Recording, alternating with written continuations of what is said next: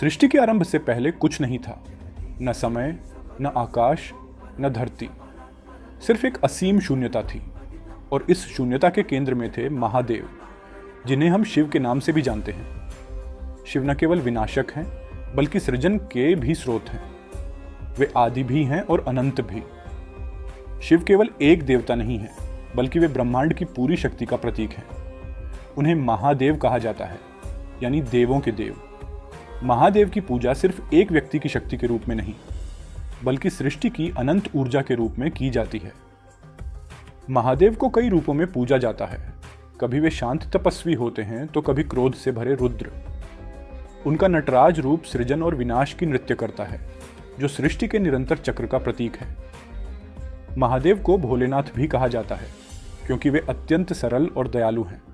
महादेव को अपने भक्तों से कोई विशेष पूजा की आवश्यकता नहीं है। वे भांग, धतूरा और बेलपत्र जैसी साधारण चीजों से प्रसन्न हो जाते हैं। उनके भोलापन और सरलता के कारण ही उन्हें भोले भी कहा जाता है। जो भक्त सच्चे दिल से उनकी पूजा करता है, उसे महादेव तुरंत प्रसन्न होकर आशीर्वाद देते हैं। महादेव की पूजा शिवलिंग के रूप में की जाती है। शिवलिंग कोई साधारण पत्थर नहीं है, बल्कि यह उस अनंत ऊर्जा और ब्रह्मांडीय चेतना का प्रतीक है, जो जीवन का आधार है। शिवलिंग में न कोई शुरुआत है, न कोई अंत। ये महादेव के अनंत स्वरूप का प्रतीक है।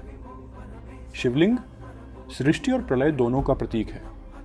ये बताता है कि शिव ही वो शक्ति है जो ब्रह्मांड को उत्पन्न करते हैं और अंत में उसे अपने में समाहित कर लेते हैं। शिव का तांडव नृत्य विनाश का प्रतीक नहीं है, बल्कि यह परिवर्तन और पुनर्निर्माण का प्रतीक है। जब शिव तांडव करते हैं, तो वो पुराने का अंत और नए की शुरुआत करते हैं। पुराणों में कहा गया है कि शिव का तांडव न केवल भौतिक संसार का नाश करता है, बल्कि हमारे भीतर की बुरी भावनाओं, अहंकार और अज्ञानता को भी नष्ट करता है, ताकि हम शुद्ध और सच्चे बन सकें। शिव का परिवार भी अद्वितीय है। माता पार्वती शक्ति का अवतार है, गणेश ज्ञान और शुभता के प्रतीक हैं, और कार्तिकेय साहस और युद्ध कौशल के देवता हैं। नंदी शिव के वाहन, भक्ति और निष्ठा का प्रतीक है।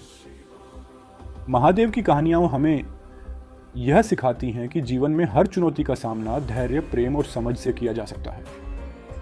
उनका परिवार केवल धार्मिक कथाओं का हिस्सा नहीं, बल्कि जीवन के विभिन्न पहलुओं का प्रतीक है।